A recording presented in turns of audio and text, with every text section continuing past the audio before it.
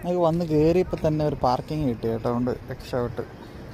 അവിടെ ഒരു പുള്ളി നമ്മുടെ അണ്ടർ വാട്ടർ ഡൈവിങ്ങിന് വേണ്ടി ഉടുപ്പിടുന്ന കുറേ കഷ്ടപ്പെടുന്നുണ്ട് പുള്ളിയെന്ന് തോന്നുന്നു.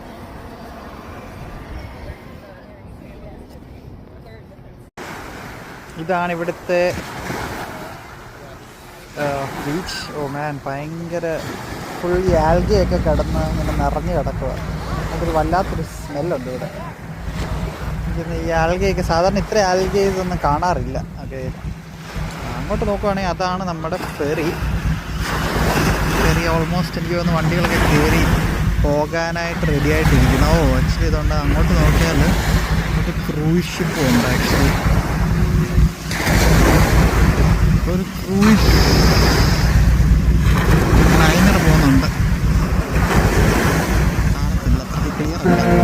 ഓ, നമ്മുടെ ഫെറി സ്റ്റാർട്ട് ചെയ്യുക. ഇപ്പോൾ എടുക്കുവാണ്, മൂവിങ് ചെയ്ത് തുടങ്ങി കേട്ടോ.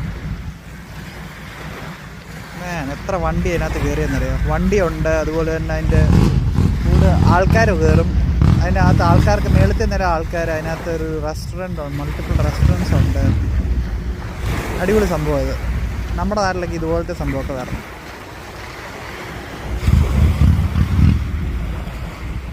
അതിങ്ങനെ മൂവ് ചെയ്ത് പോവുക.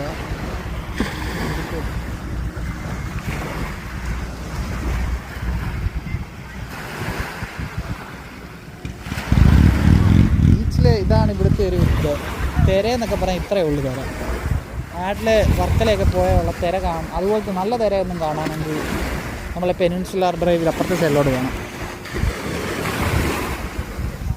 അടിപൊളിയാണ്. നമ്മുടെ ബീച്ചിലൊക്കെ അത്യാവശ്യം കുറേ ആൾക്കാരൊക്കെ ഉണ്ട്. അങ്ങോട്ടൊന്ന് നടക്കാൻ പോവാം. പിന്നെ ആണ്ട ഫെറി പോകുന്നുണ്ടോ?